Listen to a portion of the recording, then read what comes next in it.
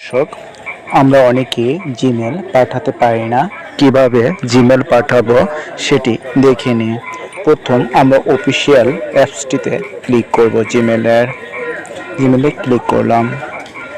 Click করার পর এভাবে একটি ইন্টারফেসে নিয়ে আসবে। তারপর কম্পোজ এখানে ক্লিক করব। ক্লিক করে এখানে আপনাকে নিয়ে আসবে ফর যে জিমেলটা আপনার জিমেলটা এখানে শো আছে সেটি হবে। দ্বিতীয়ত আপনি যে জিমেলটা পাঠাবেন সে জিমেলটা এখানে আমি জিমেলটা লিখলাম। আমার অটো লেখা আছে, লেখার কারণে সেক্ষেত্রে আমি কি সাবজেক্ট লিখে করতে পারি, অ্যাপ্লিকেশন অনলাইন ইনকাম ফর্ম লিখে দিলাম আমি। এভাবে আপনারা কিন্তু লিখে দিতে পারেন বা আপনাদের সেভ করা থাকলে সেভ করে নিতে পারেন। তারপর আমি এখানে লিখলাম ডিয়ার স্যার,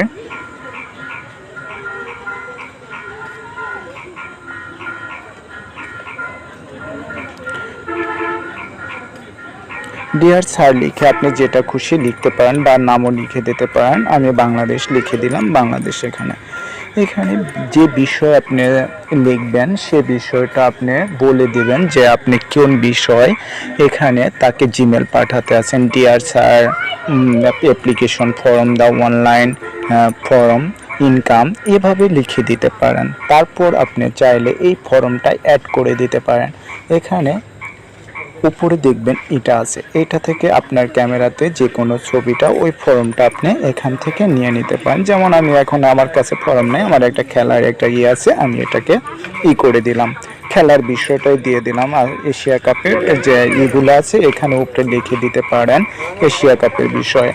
লিখে দেওয়ার পর আপনি সেক্ষেত্রে আপনি কি করবেন, সাবজেক্ট লেখা হলো, কম্পোজ লেখা হলো বাংলাদেশ বনাম বিএস ইন্ডিয়া, আজকে খেলা, যেটা আপনি দিতে পারেন। দেওয়ার পর আপনি এখানে কি করতে পারেন, এখানে ক্লিক করলে আপনার কিন্তু জিমেলটা চলে যাবে।